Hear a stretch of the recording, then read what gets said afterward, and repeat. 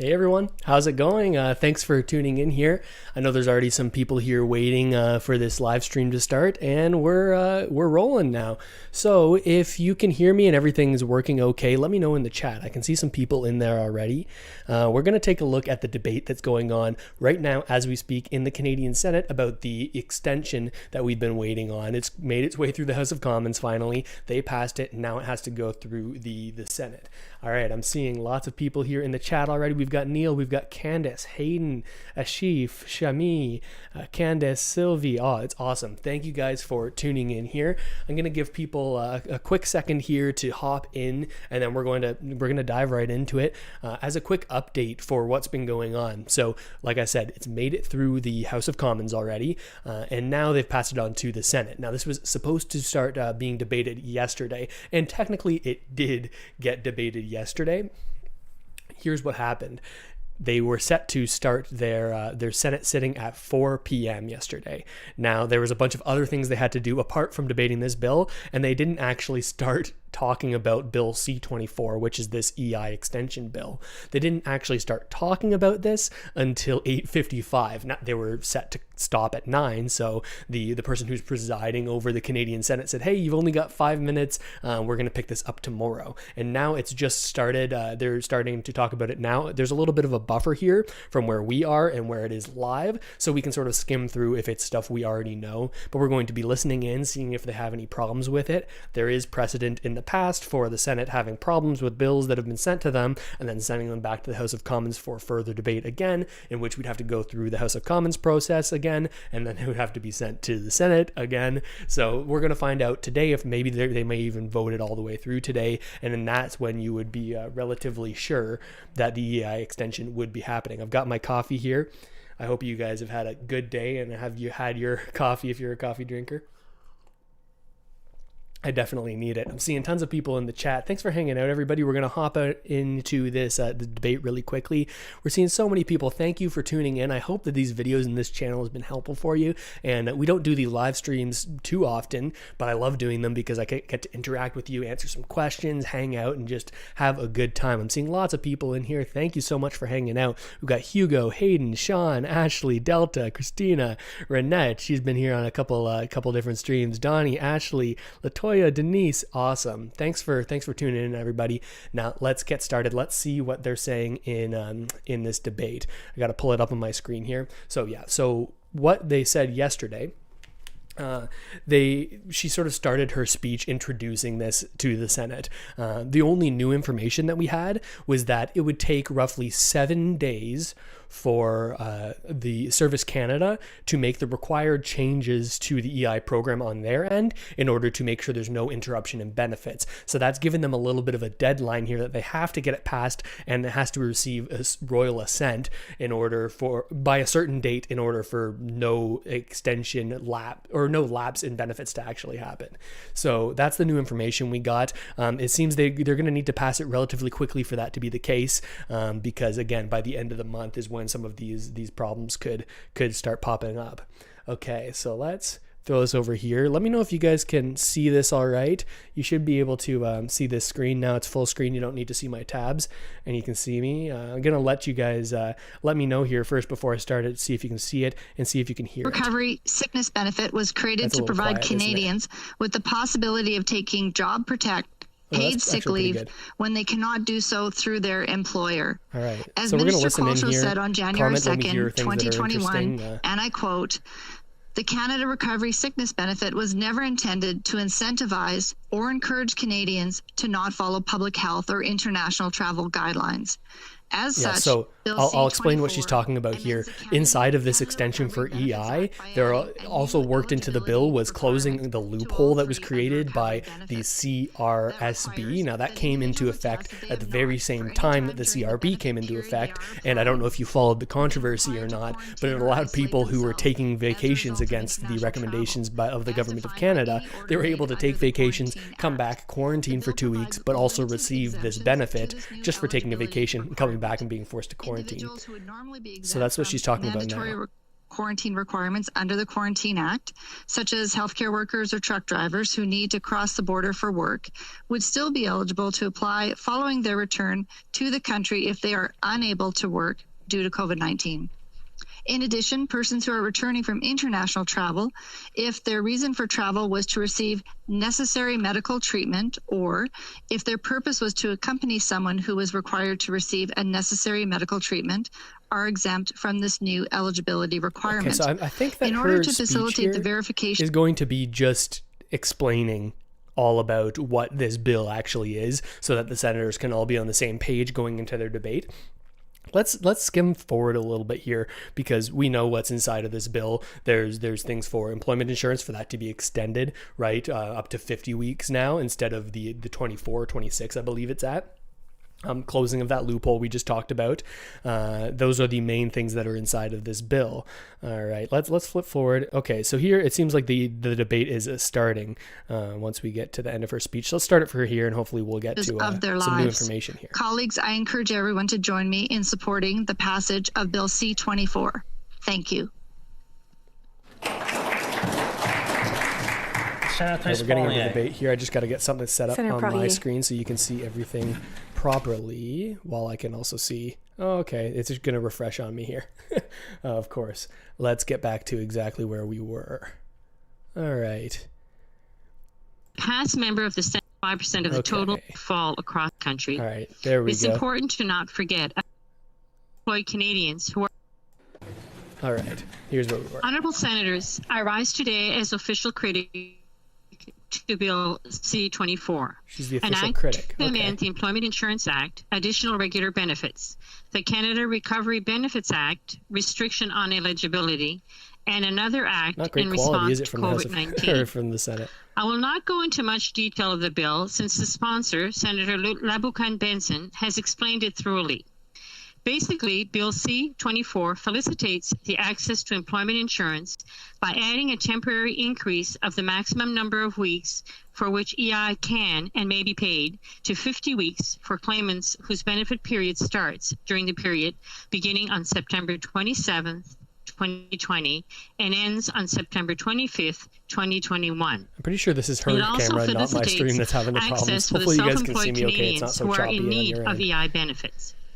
The second part of the bill is essentially there to correct a mistake made by the government.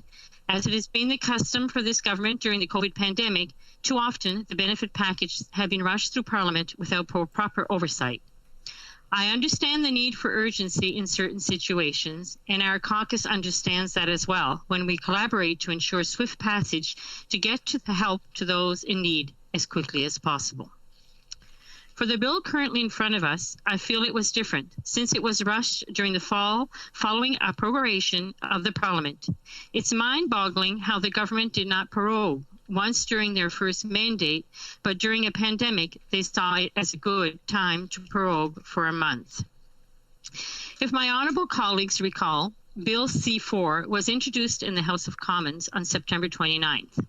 And received swift passage in both houses by receiving royal assent on October 2nd. It started in the House of Commons on a Tuesday and was signed by the then Governor-General in law before dinner on Friday. But it took the government until February, the end of February, to introduce Bill C-24 to correct that mistake.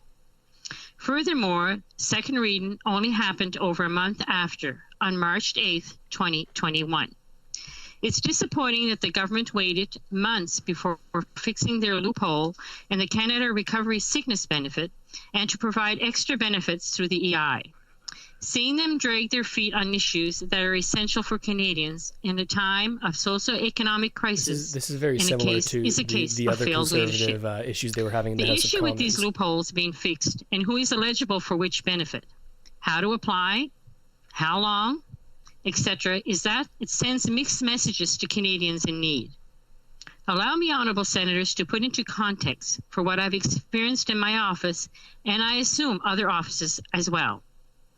We receive so many requests, questions from concerned Canadians on the benefits. The lack of clarity, the flip-flop, the misdirection, and mixed messaging from the government was difficult to grasp and confusing to Canadians. Allow me to list the programs. The Canada Recovery Benefit, or the CRB. The Canada Recovery Caregiving Benefit. She's going to give us a list here of all the benefits. Okay, let me break this down and what she's saying here.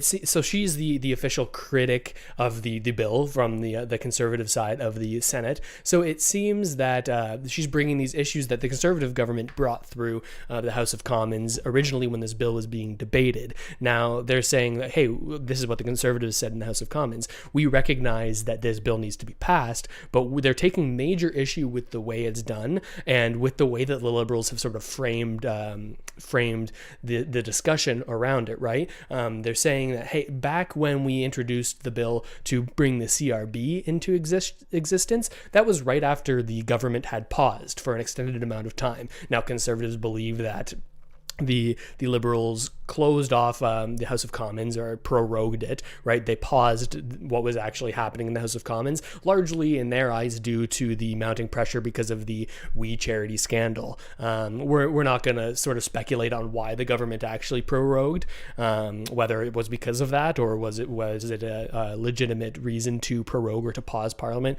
We don't know. But when they came back from that prorogation of Parliament, they quickly implemented the Bill C2, which later became Bill C4, to bring into existence the CRB. Now they said, hey, the Liberal government pushed this through extremely quickly. They paused our ability to work on anything and then came back and said, we need to pass this super quick because Canadians are going to run out of their benefits. We need to figure out this new program. We need to pass it quickly.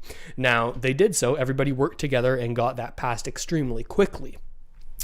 Now, the problem was now they've discovered this loophole with the Canada Recovery Sickness Benefit where people can vacation and come back and receive this benefit. And the idea or the main criticism is that, well, what the heck? You tried to get us to pass it through the House of Commons so quickly, and now we're having to fix your mistakes. This is the conservative point of view. Why is the government bringing these bills in so last minute, and how come they're not giving us enough time to really look over them in the traditional way that we would typically in the House of Commons? You're just saying now we have to pass it so extremely quickly, and that seems to be what they're saying here in the Senate too. With Bill C-24, it's the same sort of story. This EI extension, they could have brought this quite a long time ago. That's the main problem that they're having with it, the fact that they're trying to push it through so quickly, and this was the very thing that caused the loopholes that this bill is trying to fix. So this is one of the main concerns.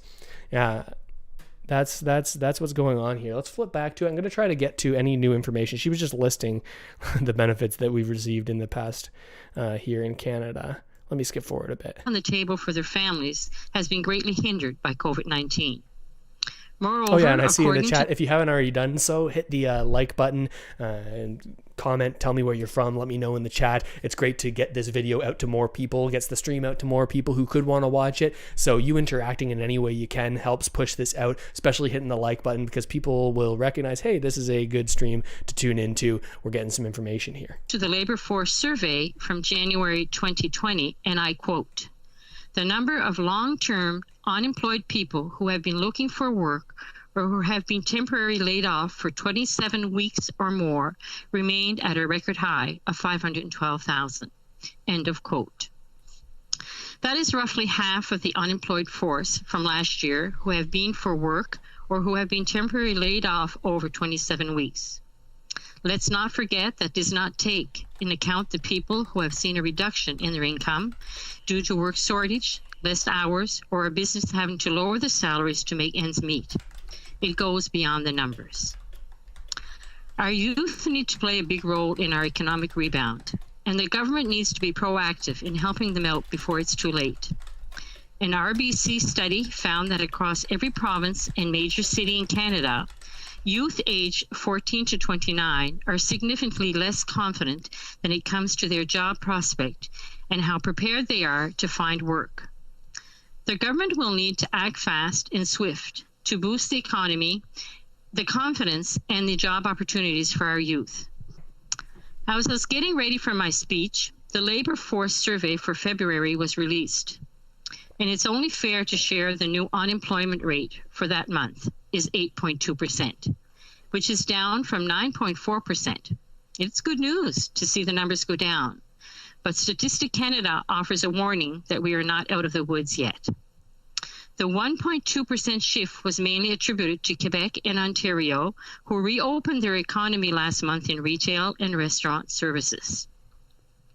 Compared to 12 months ago, there is still 599,000 job gap, where fewer people were employed and 406,000 more people working less than half of their usual hours.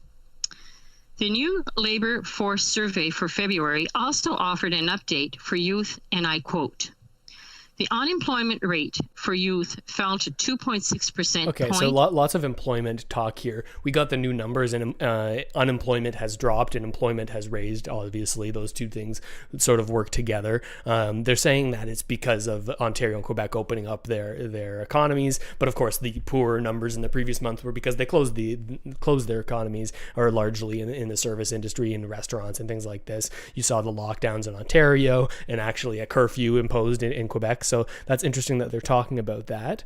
All right, I'm going to skip forward a little bit here, see if she has anything else to say that's a little bit more circumstantial, which is protecting Canadians from COVID-19 and ensuring the confinement Canadians have done in the last year doesn't impact their job opportunities longer than needed. And our businesses are ready to help and play a role in reducing the spread of COVID-19. Okay. All in between the cracks of the EI safety net. The major flaw over the EI programs were exposed with the pandemic. It showed us it was not suited to adapt to take on an important number of Canadians who were in need, and it's not easily adaptable. The government had to constantly change the eligibility requirement and the number of weeks paid to help Canadians in need. It had to do so again with C-24, with self-employed Canadian, like it did for seasonal workers in May, like it did for mothers on maternity leaves in the fall through regulations. During the pandemic, time was of essence, and the out-of-date EI system made it slower for Canadians to get the money they needed. And once the other programs were put in place, they weren't streamlined together between departments, causing delays and grief for Canadians. We had an example of this with a London, Ontario resident who had a hard time to navigate changes to the emergency benefit throughout COVID-19. A mother of two, she had been working in retail and lost her job last spring due to the pandemic. She was first put on CERB, then switched to EI in September. And since she is a part-time worker, half of her salary is clawed back. For January, she was the only one available to care for her 5-year-old daughter. Okay, so these are getting into specific stories of individuals that have gotten in touch with her. Statement, it's interesting that she brings up some of these points, right? So she's saying, she's basically pointing out all the flaws in what's in the government's response to COVID, at least in her eyes, right? This is the critic to the bill. She's bringing up all these problems with it, right? So she's the one that I find most interesting that hasn't really been talked about a lot, and there's been no solutions really raised, is the amount of people who have been sort of stuck in the limbo because of the inability for the different programs like the CRB, the CRCB, CRSB, and the way in which that interacts with the current EI program, right? That's something that they talked about a little bit in the House of Commons when they were initially debating Bill C-24.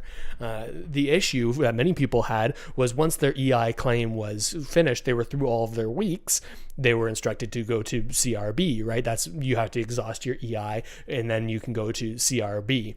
That's generally the flow that they want to have happen for these supports for Canadians. The problem was there wasn't effective communication and the systems weren't set up properly for the CRA to communicate with Service Canada. Service Canada is running the EI program. There wasn't adequate communication between them, and as a result, many people were flagged as ineligible for CRB because they were still technically in the EI system, even though their claim had run out. Now, it also worked the same for many people who applied for EI, not knowing whether or not they were eligible, but they were told to apply for EI first before going to CRB because, of course, you had to exhaust all of your EI benefits before you would become eligible for the CRB. So they applied for EI, they got denied. Okay, awesome, I know I can apply for CRB now, but they go to apply for CRB, but because they're in the EI system, it says, hey, no, you're on EI, you're not supposed to get CRB at the same time. So there was a huge failure in the way these programs talk to each other. And as a result, they're calling for major overhauls of the EI program. In the initial debate in House of Commons in Bill C-24, the same one that's being debated here in the Senate, Carla Qualtrough, the Minister for Employment, she brought up the point that yes, they are considering some major overhauls to the EI system,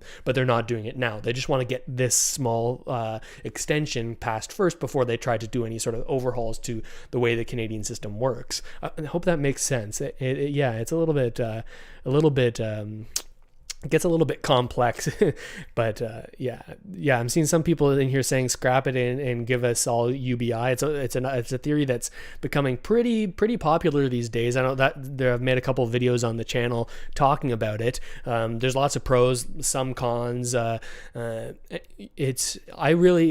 of take the stance on it personally that I don't feel like I'm entirely smart enough to accurately weigh all the pros and cons and to have the foresight to see what could happen as a result from programs like these. So I'm still trying to learn this, and all of the learning that I'm doing and watching these debates, I'm trying to bring to you so that you can have a better idea of what's going on here. Yeah, I'm seeing lots of people in the chat. Again, if you haven't already, hit the like button. It helps get more people in here, and we're going to sort of break down everything that's happening in this debate. And comment, let me know where you're from. What we like to do here on these streams is try to get representation from every province and territory in Canada. We've done it a couple times on here, so let me know where you're from. I'm seeing lots of people in here. I love it. Got Yasmin and Neil and Marjorie, and I'm seeing Ver in here, VS. Awesome. Bros Express. Let's flip back to this, and we'll flip forward, because right now she was sort of just telling stories about her constituents, or at least people that have reached out to her. All right. Let's see if she has any government bill. Final words. Because with proper oversight, we wouldn't be here fixing mistakes months later. That's why I end with a plea to the government to read the great report released last summer from the Senate National Finance Committee, COVID-19. Relief in Time of Crisis, that was chaired by Senator Muckler, and to give particular attention and consideration to recommendation number 16, and I quote, that it is time to return to traditional procedures for approval by Parliament of government spending in order to provide the appropriate oversight of the government's expenditure. Thank you, Honourable Senators. Okay. Resuming debate, Senator Pate. Thank you, Madam Speaker. Honourable Senators, the extended weeks of access to employment insurance proposed in Bill C-24 are vital. So too are the regulatory measures that the government is taking to add weeks to the Canada Recovery Benefit and other programs that have continued to provide direct income support to individuals. I want to commend all who have worked and supported this approach to economic response and recovery. We have seen throughout the pandemic that these cash transfers have supported those who could access them, thereby aiding efforts to slow the spread of COVID-19. The speed, motivation, boldness, and urgency with which measures like the CERB were implemented were justified as necessary to prevent catastrophe for millions of people, families, and communities. Let's take a moment to consider what this catastrophe is. It is poverty. As we mobilize mountains of resources, ingenuity, and infrastructure to keep more well-off people from falling into poverty, I remain extremely concerned that we have done almost nothing for the more than 1 in 10 Canadians who struggle below the poverty line, who daily face the risks and dangers that measures like Bill C-24 so clearly understand and recognize. Of the government's $407 billion of COVID-19 spending reported in the fall economic statement, working-age Canadians most in need, that is, those with incomes below $5,000, have received perhaps $400, and that was only if they were registered for the GST credit. 1 in 5 Canadians, primarily those with incomes over $100,000, have seen their financial situations improve during COVID-19. Meanwhile, twice as many, those with the least, those living in poverty, have been left further behind, facing the realities of the specter of hunger, housing insecurity, homelessness, the street, stress, and illness. The policy choices made about economic supports for marginalized Canadians, both during and long before this pandemic, are quite frankly deadly. Rates of COVID-19 deaths and infections have been higher in low-income and racialized I'm going to pause neighborhoods. it there and comment on this a little bit. I'm seeing a comment in here I think is pretty funny. I feel like I'm sitting inside the Peanuts classroom, zombie killer. Yeah, sometimes you do when you listen to these debates. It just sounds like womp, womp, womp, womp, womp, womp, as they go on sort of saying the same thing over and over again in different words. It seems like all of this could be said in a lot shorter amount of time. Like it always amazes me how much fluff there is in these sort of things. But one interesting thing that she did bring up there that I've been following closely is, like, of course, this channel is centered around Canadian news information, with a particular focus on money and personal finance.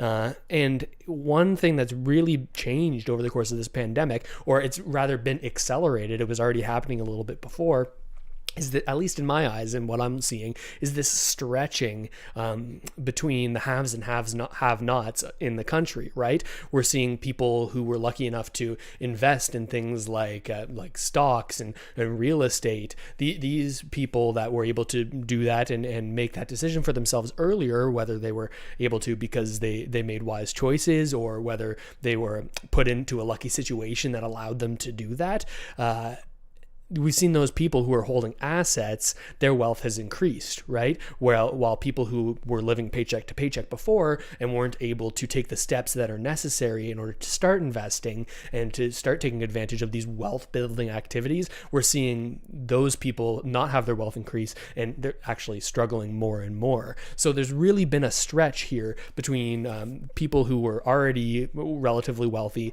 and people who are struggling. And it's largely, I believe, because of the programs that have been implemented by the Bank of Canada.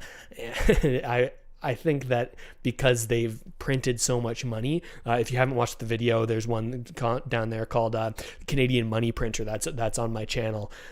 But basically the thesis of that is talking about how the Bank of Canada has been printing around $4 to $5 billion worth of Canadian dollars each and every single week since the beginning of the pandemic. It's part of their quantitative easing program, they call it. And as a result, I believe, and many others believe, that a lot of this money has been funneled into assets like stocks and real estate, and we're seeing this wealth gap increase even more and more. Now, this could be addressed in future policy. You never know, right? But at least from my standpoint, by taking a look at this and trying to understand what's going on when it comes to Canadians and their money, it's seeming to me like it's more and more and more important that everybody tries to sort of look out for themselves and their own family and their own financial future by learning a little bit more about how you can set up your investing, and you can set up being able to save more. Learning about personal finance, that I think it's so important, and it's something our government and our school system really failed us on. Let me know if you think that's the case too. I know I've heard from a lot of people who feel like, hey, I wasn't taught the important things that I need to be taught about money, and as a result, I'm struggling now. This is one of the biggest problems I see in Canada, and I really hope it's solved, but I can't stress enough the importance of trying to learn as much as you can about personal finance and investing so that we can, I guess, look out for ourselves, because you never know what's going to happen when it comes to government supports and these things. So if there's anything I can encourage you to do is to learn a little bit more about that. In Ontario, rates of hospitalization were recorded as 4 times our national shame.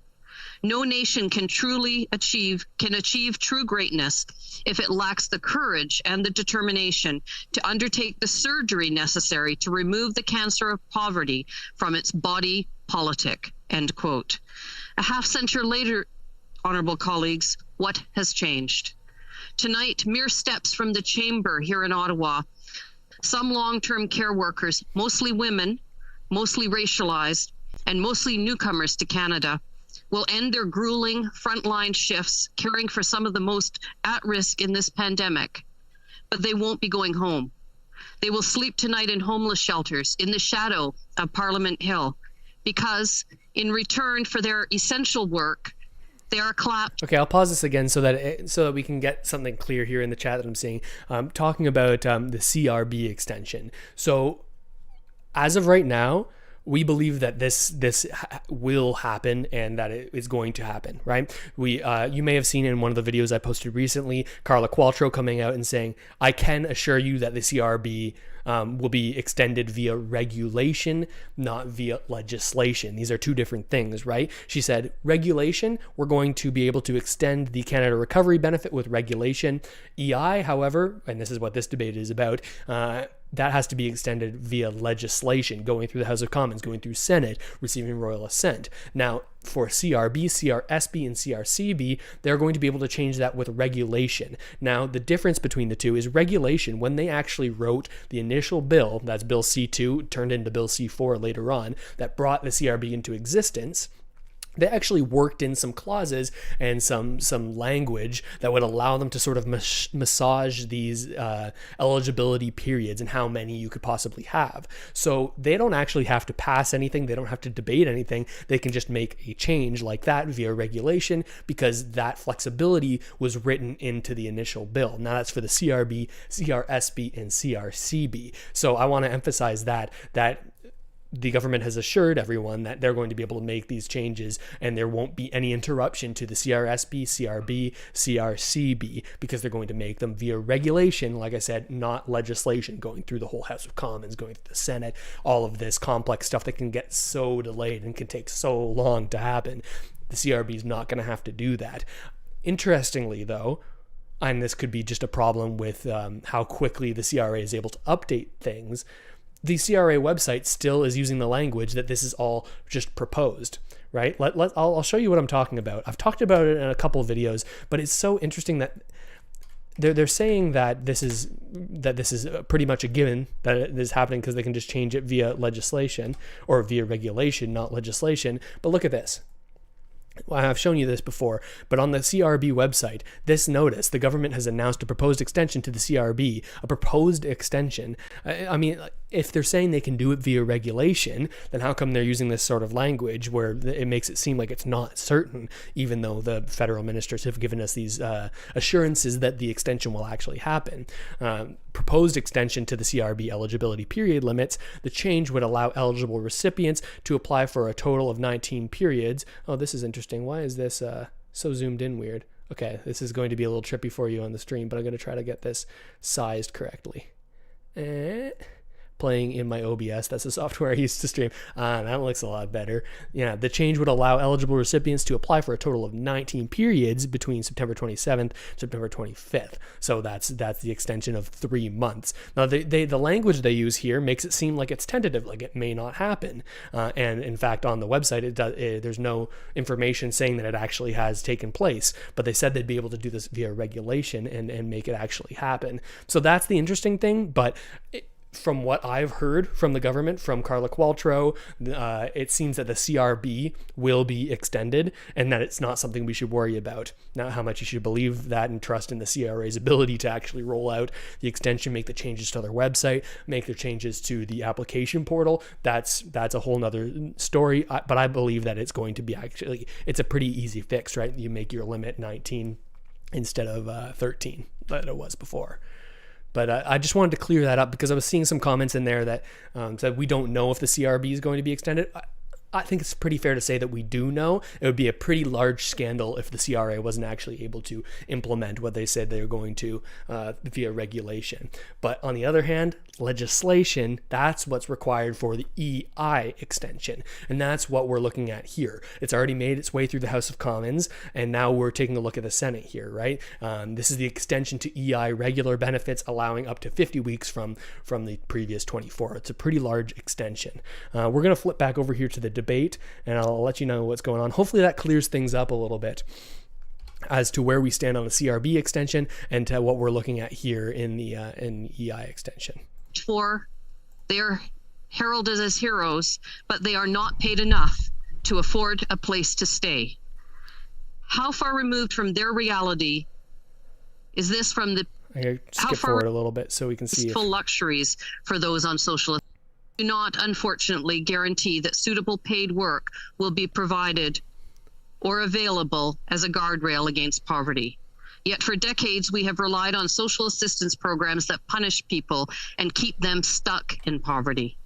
Bill C-24 is putting us on a path to come out of this pandemic and get back to a normal, where half of those below the poverty line work but aren't paid enough to get by, where others are left to struggle on social assistance and disability benefits that provide as little as $600 per month in some provinces, where a one-bedroom apartment is unaffordable in 9 out of 10 neighborhoods in Canada to someone who is working full-time at a minimum wage job, where 31% of shelter users are Indigenous, where almost half of people in Canada live paycheck to paycheck, going further into debt just to pay regular living and family expenses. Senators have known for at least 50 years that we can and must do better, that no one chooses and no one deserves in a country as wealthy as Canada to be poor, starving, homeless, or in danger. For the sake of all our economic, health, and social well-being, people need to be able to rebound out of poverty. In the name of all of those who have suffered and sacrificed during COVID-19, we need to emerge with something better. Many are urging us forward. In the other place, a bill and a motion on guaranteed livable basic income are picking up momentum. Oh, wow. The government of PEI, supported by the tenacious work of PEI senators and members of parliament, is seeking federal support to launch a basic income program. What income support measures are needed to ensure this country lives up to the values of substantive equality and human rights that it promotes? The government is asking us to pass Bill C-24. In doing so, we must simultaneously fulfill our duty, and our duty is to ensure that the conversations do not continue to leave millions of Canadians behind. Honourable colleagues, I hope you will also commit, as we pass this bill, to urge the government to not stop here. Miigwech, merci, thank you. Resuming debate, Senator Platt. Thank you, Madam Speaker. We have someone actually in the Senate. Colleagues, I also rise today to speak briefly to Bill C-24, an act to amend the Employment Insurance Act, additional regular benefits, the Canada Recovery Benefits Act, restriction on eligibility, and another act in response to COVID-19. I would like to first of all thank Senator Lebakine-Benson and my colleague Senator Poirier for their work both as a sponsor and the critic of this bill. And as Senator Poirier pointed out in her speech, we will be supporting this legislation. We have to support this legislation. It is needed by Canadians. That's big. We have always supported getting help to those who have been hit hard by the pandemic. I think that's the first we've heard from What we do not support, however, is this government's incompetence. Just to pause it, I think he pretty much came out there and said the Conservatives in the Senate are going to support the bill. I think that makes it a lot more likely that if this gets to a vote today, that they're going to pass it. In my friend Senator Housakis' speech on C-18 about some of the mishandling of legislation, and we have seen it here again with Bill C-24. We have seen time and time again how bills are introduced at the 11th hour and then rushed through the legislative process as parliamentarians scramble to make up for precious time that the government has lost with unnecessary delays, legislative rewrites, and procedural fumbles. This is the biggest. Consider, for example, colleagues, the portion of this bill which amends the Canada Recovery Benefits Act. These amendments close a loophole which stems from a policy announced over 7 months ago. It was August 20th when the government announced last year that they would be creating the Canada Recovery Sickness Benefit. The only problem was that the Prime Minister had already prorogued Parliament 2 days before the announcement. This is stuff we've all heard. This is the main critique of the government right now, and this isn't just from the Conservatives. This is from all the opposition parties, all the parties who are not currently in power. They're all saying, "Hey, we support some of the things you're bringing forward. Like we support these policies. We need to pass this EI extension."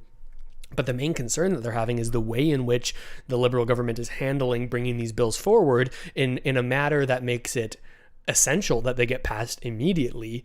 And if they don't pass it, then that the party who says no, they get painted as the bad guy, right? Because they say, okay, this party stalled things. This is who you can blame for your EI extension not happening if it were to not be passed. Now, they all, of course, passed it because they need to, because it would look pretty bad on them if they were the party that stopped people from getting the support that they needed. However, the Liberal government has brought in these bills extremely last minute and have tried to rush it through and sort of put these external pressures on people when they very well could have brought it in earlier and actually had enough time to go over it in extreme detail like they would typically. This happened with the CRB. This happened before with the CRB, with Bill C2, Bill C4, and now it's happening again with Bill C24. They're kind of bringing in the legislation in a way that forces everybody to go through with it, and as a result, you've found problems in the bills like the one that's trying to close here, this loophole with the CRSB.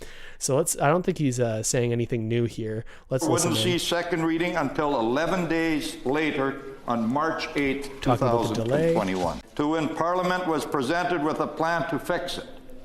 191 days.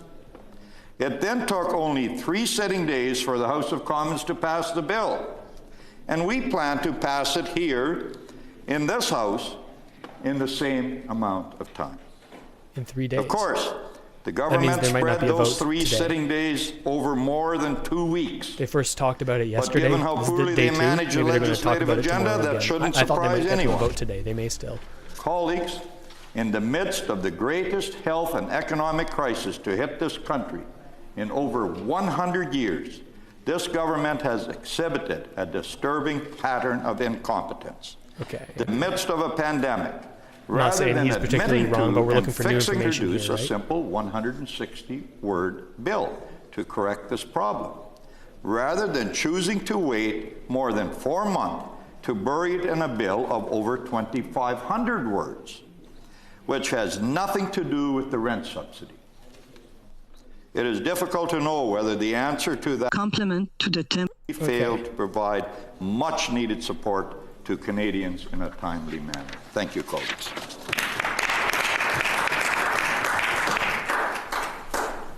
Sénatrice Bellemare. Senator Bellemare. Merci, Madame la Présidente. Thank you, Madam Speaker. Speak today in second reading of Bill C-24. I will vote in favor of Bill C-24. It is a complement to the temporary emergency measures taken so far by the federal government to cope with the pandemic. You got to appreciate when they come out and say what their stance is right from the start. Canadian comes first, and since the pandemic is not yet over, it is important to sustain the income of all those who are most affected. However, I have some concerns about policy issues related to Bill C-24. First, I think it is time to prepare for recovery and to use this period to invest in the basic skills of Canadians. I share the recommendation of the Organization of Economic Cooperation and Development, OECD, expressed in its last employment of 2020 in last December, and I quote, "In the short term, continued support for some sectors remain vital to protect jobs and well-being, but labor market mechanism must restart operating," end of quote. I interpret this recommendation as saying the time has come to prepare for a recovery. It is time to start investing in employability of Canadians that have been affected by the pandemic. This means more investment into active labor market measures, such as training in basic digital and literacy skills, wage subsidy programs to finance on-the-job training, and other measures that are all parts of Part 2 of EI. I do not think we are doing enough on that side of the equation. Second point I want to raise, it is time for the federal government to participate directly into the financing of EI, since EI is the main program it uses to stabilize the economy in time of crisis and to sustain adaptation of the labor market in time of structural changes. As you know, EI is financed entirely by employees and employers' contribution, and they just do not have the financial capacity to support alone all these public responsibility. It is not their role. Third, it is time to have a public debate on EI reform. The government should mandate a special committee to inquire across the country, to exchange with provincial governments to deliver the public employment services, to engage with businesses and labor representatives to identify their needs and to establish consensus on EI reform. Okay, so this seems like that's her main point. She's come out and said that she will be a vote yes for this bill, Bill C-24. It seems like many senators are coming out and saying, hey, we're up, it's like we're between a rock and a hard place. We have to pass this. This is what they're saying in the House of Commons as well, because people need their benefits, their EI regular benefits, because we're not fully out of the pandemic. We haven't fully recovered. That makes you wonder what they're going to do when the CRB extension ends in June now. It makes you wonder how they're going to try to transition people out. The Conservatives seem very focused on jobs, but that's something we're going to be following and talking about a lot more when it gets to that time. But it seems like her point here is that we're focused on passing this right now, but we need to start the discussion about what the program is going to look like in the future. Now, what I'm most looking forward to, well, maybe not looking forward to in terms of excitement, but looking forward to as in terms of this is something important we need to watch out for, is the next federal budget. Now, if you're not somebody who's followed politics a lot, and you've only sort of started tuning in here when it's come down to benefits, as many people have been on them for the first time in their lives during the pandemic, the reason the budget is so important is because it gives us the outlook on what Canada's plans are. It's not just some sort of spreadsheet saying, here's how much we spent on this, here's how much we're going to spend on this. The fact that it gives you the information how much spending is going to be distributed to different programs, that's why it's so important, because you can see, hey, what does this government really want to do? Are they going to try to implement some new programs? Are they going to try to reform EI? What about healthcare? What about childcare? These are some of the bigger issues facing Canada right now, and inside of that budget, you put your money where your mouth is, right? Governments can say whatever they want to say, but until they give a specific plan forward on how they're going to spend money to make those comments a reality, we don't really know what's going to happen. So that's the number one thing I'm looking forward to. It was supposed to be in March, but they delayed it. They're saying, hey, it's probably going to be mid-April now that we get a budget. It's been an unprecedented amount of time since we've seen a budget from the federal government. It's going to be over 2 years by the time we've seen it. Now, that's not typical. It's typically yearly, if not more frequent, that we see a budget. We saw a fall economic update, but we didn't get all the numbers we were hoping for there. So that's what we got to be looking out for, is the upcoming budget that seems to be coming in April. That's when we're going to know what's going to be implemented. What is this government actually going to do? Are they going to extend benefits long term? Is it going to transition into a UBI like some people want it to? Are they going to put a whole bunch more money into very focused job creation programs? These are the things that this budget is going to answer, and that's why I'm so interested in seeing what they're actually going to say about it. Let's flip back to this debate. So she is going to be a yes. We've already determined that. Let's move forward. She probably has some more comments on what she'd like to see done with the program. But okay, so we'll get to this senator. This is a senator that I'm actually familiar with, I believe. Benson, seconded by the Honourable Senator Gold, that this bill be read a second time. If you are opposed to the motion, please say no. Carried. Deuxième lecture de ce projet de loi. Second reading of this bill. Be read a third time. Senator LaBoucan Benson. Okay, so now they're into Honourable Senators, I move that the bill be placed on the orders of the day for third reading at the next sitting of the Senate. It is moved by the Honourable Senator LaBoucan Benson, seconded by the Honourable Senator Grohl, that this bill be placed on the orders of the day for third reading at the next sitting of the Senate. If you are opposed to the motion, please say no. Carried. There you have it. Reports of committees, other. Rapport de comité. So I think they're moving on from C-24 numéro now. 3. Number 3. Okay, so let's break down what just happened. It's rather understated. Someone earlier in the stream, I thought it was pretty funny, said, hey, I feel like I'm in a Charlie Brown classroom. It does. It sounds like a lot of the times with how they're not the most charismatic speakers, are they? It's not the easiest to follow. It's just womp womp womp womp going on. But it seems like there is general support for this bill, and that nobody has disagreed with the pushing through of this bill through the Senate. Now they have to wait for it to get to third reading. Now I thought there may be a chance that they'd actually expedite this process and actually come to a vote today on it to make sure that this actually is done on time, but it seems like they're going to push it forward to tomorrow. That's when the third reading is going to be, and I might hop back on here to cover what's going on just to make sure that this is actually going to happen. But so far, from the people that we've heard from, everybody is in support of passing this through, which means that this EI extension is very, very likely to happen. The fact that there hasn't been anybody majorly bringing up some huge issues. Sometimes, like if you've ever watched or listened into the Senate before, they'll have a problem with something in the bill. They often, or maybe not often, but occasionally will send a bill back to the House of Commons with amendments, with changes to the bill, recommendations that they think should be changed. No potential amendments have been suggested here. It seems like this process is going to actually go rather quickly. Yeah. So if you're somebody who's waiting for news on this EI extension, then this is all good news for you, right? It seems like it's being passed through relatively seamlessly and quickly through the Senate. They only talked about it for 5 minutes yesterday, but they talked about it here for about an hour in Senate, and it made it through second reading, and now third reading is going to happen tomorrow on it. All right. Well, thanks for tuning in, everybody. I think that's most of the information from this debate. I'm going to take a little bit of time here to answer some questions and to hang out with chat here and to see what you guys are thinking about. Now, on the channel, we talk about these benefits and news and Canadian information. If you enjoy the stream, make sure to hit the like button. Subscribe to the channel if you haven't already done so. Let your friends know that this channel exists and that I'm trying to bring you this information as best I can. I appreciate all of you coming in here and hanging out. If anyone has any questions or anything, feel free to let me know. We're gonna hang out here for a little bit longer before we call the stream.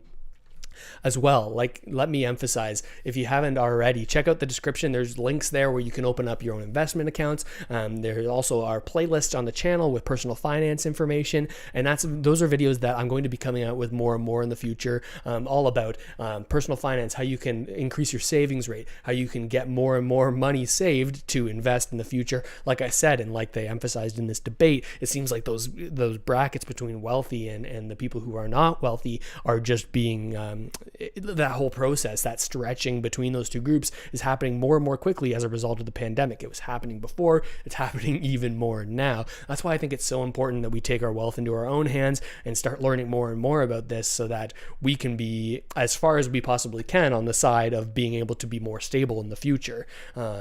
Here's hoping that gap between wealthy and not wealthy, it doesn't spread too much further, and that everybody in Canada is able to live a healthy and wealthy life. But there's no guarantees that that's where our future is going to go. So at least for me and myself, I've committed a lot of time over the past few years to really learn about this stuff and how I can increase my savings, how I can invest more. And this is stuff that I feel like gives me a little bit more of a footing so that I can know that I'm not going to be struggling long term. And that's really something I really want to focus on here on the channel as well going forward, along with this important news. So let me know. All right, I'm going to pull up the chat here. You can see yourselves. Isn't that cool? All right, I'm going to tune in here and we'll see if there's any questions or anything you guys want to talk about. We often talk about real estate, stocks, cryptocurrency a little bit, as well as these bills, questions about the program's extensions. Again, I'm not an expert on everything and I'll tell you when I'm not, but let me know if you have any questions. All right. Neil says, I want to know your take on our dollar going up. Do you think it has anything to do with CRB or the money being put into the economy? Yeah, that's an interesting take. I'm not sure why it's currently going up. It could have to do with more confidence in the Canadian dollar. That's typically an indicator of how it goes up and down. But something I've been looking into is that when you think of the Canadian dollar going up, a lot of people would say, okay, that's a good thing, right? A lot of people would have that in their minds, that this is a positive thing that the Canadian dollar is going up. And that may not always be the case, at least in terms of the Canadian economy. When the Canadian dollar goes up, the people who are buying things from Canada, they have to pay more, right? If the Canadian dollar is worth more to convert a currency to, like, let's say there's a business in America, in US, and they buy something like some part for a product in Canada that we manufacture or that we produce, they have to pay more when the Canadian dollar is higher because, of course, their US dollars don't go as far in Canada as they did before. So as a result, that could lead to business going away from Canada as it becomes more expensive as the dollar goes up, at least relative to the US dollar, right? All of these things are in comparison to each other. So that's an interesting take that I hadn't really given a lot of thought to in the past, is what is the actual impact of the dollar moving up and down? Good question, Neil. All right. Oh, I see a question here from Ver. I love seeing that channel subscribe or channel member badge beside your name. Very cool. Ver, you say Ethereum is a better bet with Bitcoin so high right now. It really depends on your viewpoint and on these different cryptocurrencies. Now, Ethereum and Bitcoin, they're different, right? They are serving different functions. Ethereum, because of the way that it's built, it's sort of, in my eyes, becoming the network in which different programs and different companies can even be built on top of, right? Because of the ability for Ethereum to have smart contracts. This allows people to write programs essentially on the Ethereum blockchain. And that's why you see all of these NFTs, like the cryptocurrency artwork that you can buy and own this digital artwork, and it's verified and proven through the blockchain. This is all done through Ethereum, largely because of the ability for companies and for individuals to write programs that they can then launch essentially onto the Ethereum blockchain. Now, I'm not an expert on all of this. I'm learning more and more, and I'm getting more and more interested into it. If you want to know how to buy it in my best advice for buying it in Canada in a secure and safe way with low fees, I have a video on that on the channel. You can check it out. Go onto the videos there. But I'm learning more and more about it, and I'm hoping to talk about it more and more with you if it's something you're interested in. But that's my take on Ethereum right now. I mean, it has a lower price than Bitcoin. Obviously, Ethereum's around $2,000. Bitcoin's around $6 or $7. It depends on if you're talking Canadian or US. But if you want to get into either, I recommend doing a little bit of research and knowing the benefits and the pros and cons of each. But Ethereum is lower price, so you get more Ethereum, but really it's a matter of how much faith you have in what that cryptocurrency is trying to do, whether or not you should invest in it or not, and whether you see it as an investment, that's debatable as well. Yeah, great questions here. Thanks for that, Ver. All right. EI-SIC extension, Dear Ace says that we don't have an EI-SIC extension as of yet.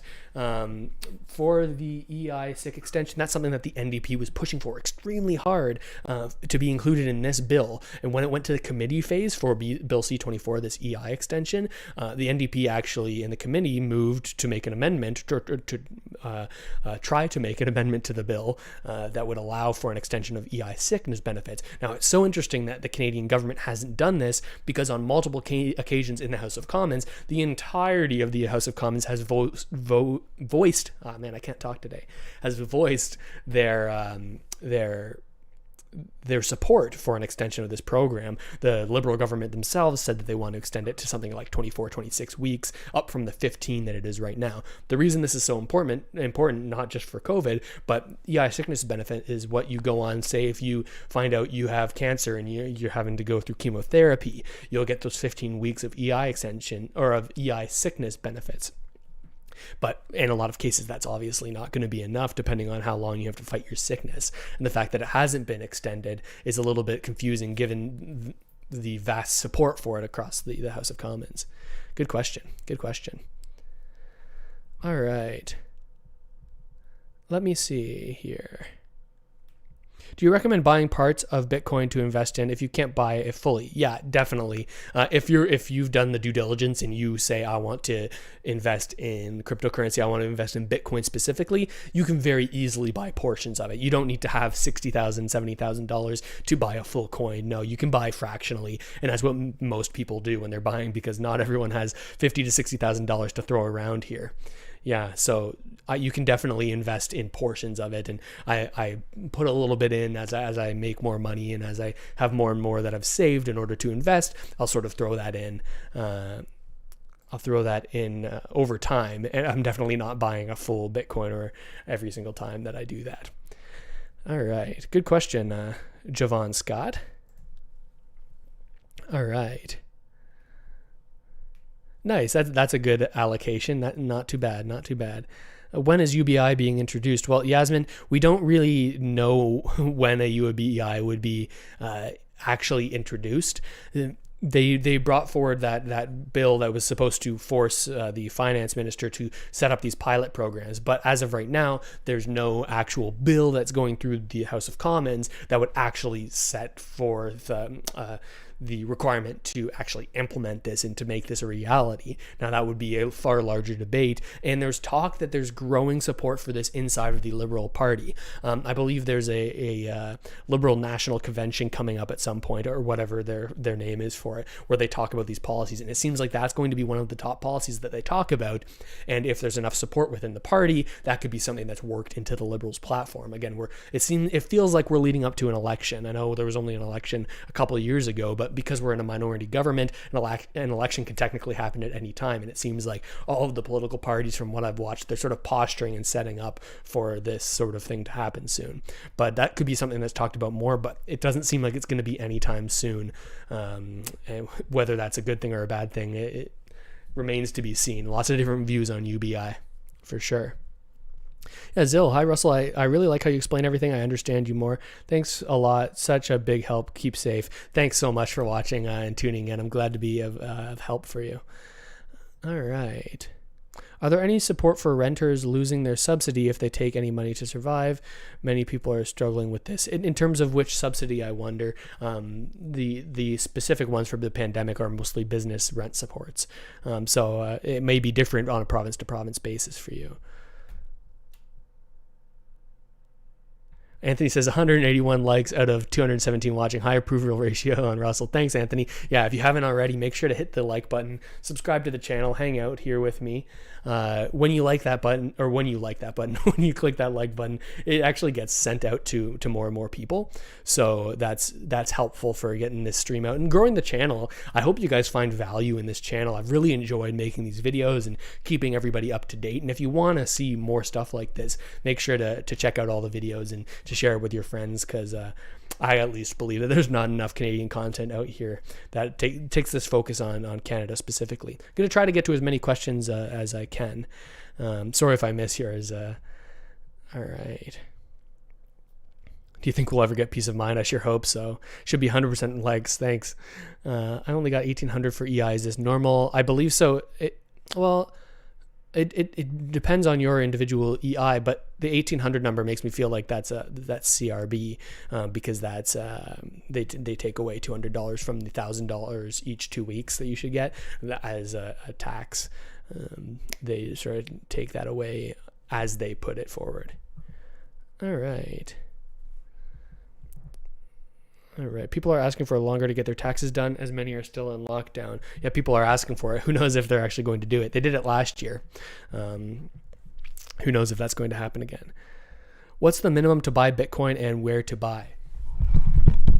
Hopefully that wasn't too loud for you. That's a good question.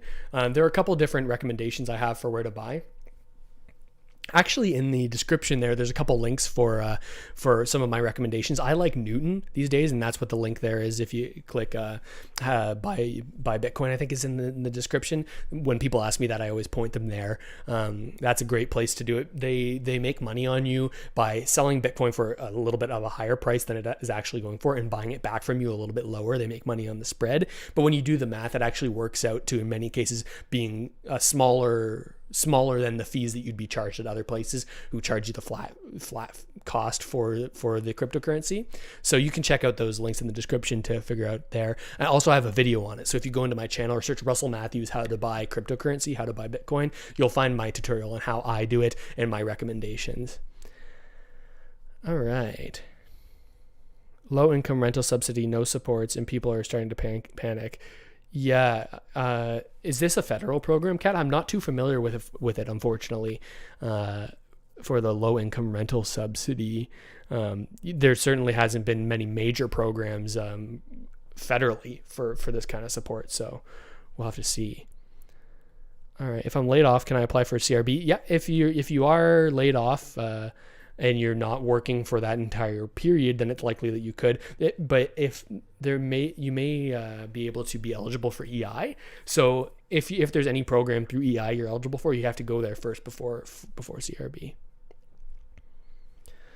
Also, best wallet to use for Bitcoin. It depends on if you're talking a hot wallet or a cold wallet. A hot wallet is where you hold it all digitally online. A cold wallet, you can actually hold it on a physical device, and that is the safest way, because even when you hold it online, there are third-party risks if the company that you're using for the wallet has any problems, right? Of course, it's not too likely that that's going to happen, and there is risk, though, with you holding it inside of a hot wallet. If you're holding it inside of a hot wallet where it's online, you don't have personal custody of it on on a ledger, like those Ledger Nano X, those hardware devices. They look like little USB thumb drives. If you're not holding it there in a cold wallet, I really recommend BlockFi, because you can earn interest on your cryptocurrency. Again, there's a link in the description for that. I only put things in the description that I recommend and personally use. So if you ever see links from me, that's why they're there. Oftentimes I'll be able to make a referral fee from it, but I guarantee you I won't put something in the description that I don't personally use and have had positive experiences with.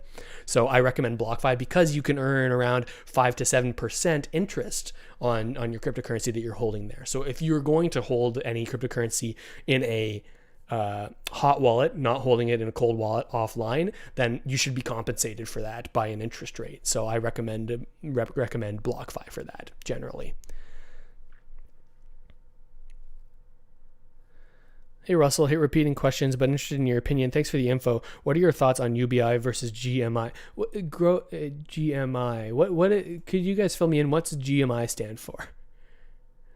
There's so many acronyms these days. I can't keep everything straight. But thoughts on UBI. It's an interesting idea. I've talked about it here on the channel, and my stance is that I don't feel, and then this is my stance on many issues. I feel like I'm learning so much about so many different things, but I don't think that I am smart enough as an individual to really know what's best for the future of the country. I feel like all I can do is sift through all of the information that's being handed out. It's like all of these programs and all of these ideas, like a lot of them may sound good in theory, but it really comes down to the implementation of them, right? And my views on any sort of policies like that are largely, how are they going to be implemented? I feel like I can't give an opinion on whether I think it's a good thing or a bad thing until I actually see the practical nitty gritty on how it's going to work. Because like I said, guaranteed minimum income, just a different name for it. Gotcha. But I feel like I can't give my actual opinion on it because it's going to change based off of how it's implemented and how it's figured out, and how it's going to be doled out. What programs are going to have to be canceled to make that a reality, right? These are the questions we have to ask. So that's my stance. I know it feels like I'm trying to stay in the middle, and largely on this channel I try to stay in the middle of on major issues, because my job here, I think, is to bring you all of the information I possibly can, but let you make up your mind for yourself, because I feel like that's something that's really needed in today's society. You see so many news stories that are heavily leaning one way, heavily leaning the other way in terms of the political spectrum. I kind of like to stay as much in the middle as I can and bring you just the information that I'm finding as I do my own research, so that you can make up your own mind. I don't ever want to be someone on here that's telling you how to think, right? That's my goal here, is just try to stay in the middle as I possibly can. What are my thoughts on, I'll flip back to here. What are my thoughts on pot stocks? Yeah, there could be some solid upside. It depends on which one you're talking about. Of course, it seems like you're heading more and more towards legalization in the States, so there's some room for growth. I have a history for them. I wouldn't recommend this for anybody, but when I was younger, I bought into them in the stock market when they were quite low, and I made a bit of money on that. But it's so risky.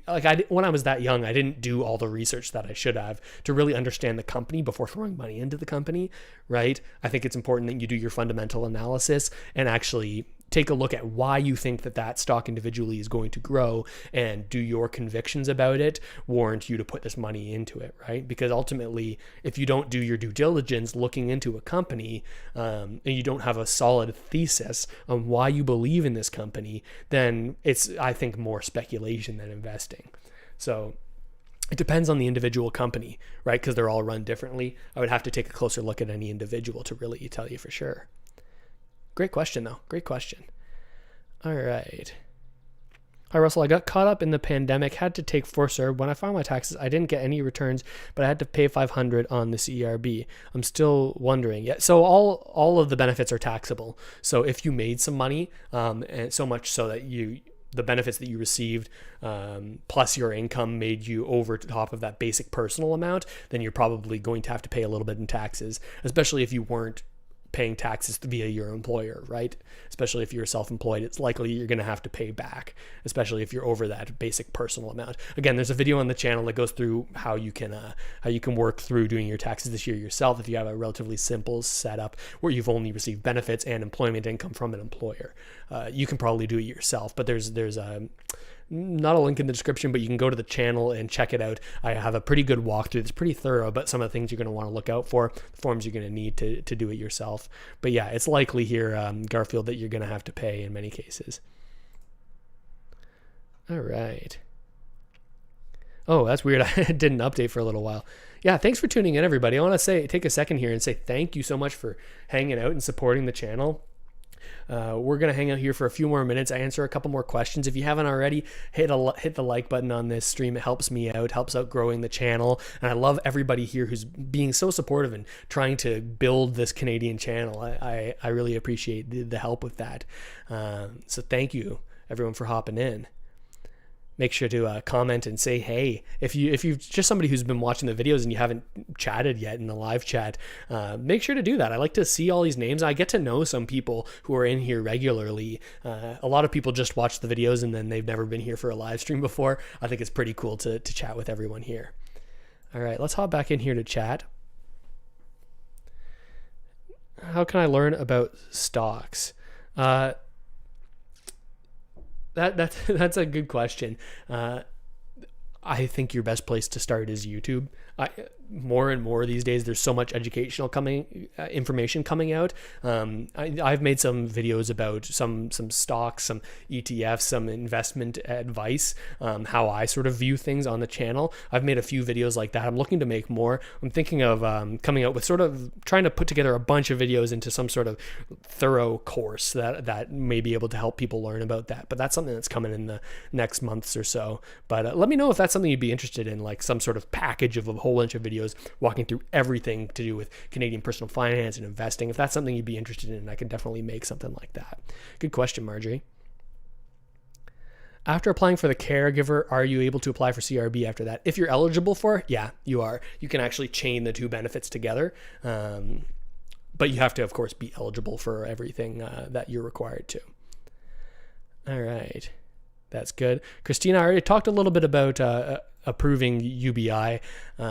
It doesn't seem like it's going to be anytime soon. It was going through the House of Commons, a bill to get them to do more research on it, but a lot of people are not in support of this because, hey, they're saying, we've already done all the research, we want to get something rolling here. But until we actually get a federal government, either a majority government or minority government, coming out in full support of this, it seems like it's not going to happen because it should really come from a minister, right? Someone who's in the government that's currently in power before we actually see something like this starting to be implemented. We'll have a better idea of what the Liberals believe when we get their budget and when we see what they discuss at their national convention on policies. Kamar, thanks for tuning in. Thanks for watching all the videos. Yeah, Marjorie, maybe I will teach an investment for beginners course. That sounds like a good idea. I think that's something I'm going to work on in the next little while. Yeah, Angela, thanks for tuning in. Just tuned in and I find all your videos informative. I'm sure I'm not the only one here that doesn't appreciate all the info. Yeah, thank you so much for tuning in. I'm glad you found them helpful. I love making these videos and getting on the live stream here every once in a while. I might hop on live again tomorrow. So if you're around, we're going to take a look at that third reading of the bill, make sure it passes through. Hopefully that'll be at a good time for everyone. Watch Dan Pena. He'll take you to another level. Okay, I'll check it out. Thanks, Russell. I would love a series on investing for beginners, videos on how to get started, an explanation of the terms, etc. Oh, okay, awesome. I'm glad to see the support. I'm gonna make more videos like that in the future going forward. I think it's so important, so important that people think about it. Yeah. All right. Well, I want to take another second and say thank you guys for tuning in. Thank you so much. I always have a blast doing these live streams, hanging out with everybody. A good group of Canadians that all want to learn and are curious about what's going on. With that said, I think we're going to end this live stream right around here. If you haven't already, subscribe to the channel, hit the subscribe button, notification bell. If you want to, if you find the value in this, you can also consider hitting the join button as well. But of course, no pressure there. And if you haven't already, check out the links in the description where you can open up your own investment account. That's at least a good first step before we get into these videos about how to do it. There are links in there where you can open up your own investment account. Check them out. You can also get bonuses because they're referral links. You'll get a little bit of extra money in your account, and I'll get a little bit too. So if that's something that's interesting to you, then you can check out those links in the description. And with that said, thank you guys so much for watching this special live stream. We might be on tomorrow around the same time, so stay tuned for that. And I hope this video has helped you out at least a little bit. And as I always say, I'll see you next time. All right, guys, thanks for hanging out here. And click this button to end. Bye, everyone.